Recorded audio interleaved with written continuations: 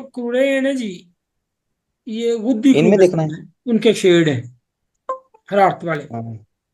तिबनी उतरजी, ये दूसरा दर्जा जो उतरजी का है। उतरज, उतरज कहते हैं लीमू को। लीमू का जो रंग है ये ऑलमोस्ट नॉर्मल कूड़ा होता है। लेकिन फिर जैसे अभी भाई कह रहे थे, गर्मी का मौसम होगा, उसका भी आपने इतबार करना है।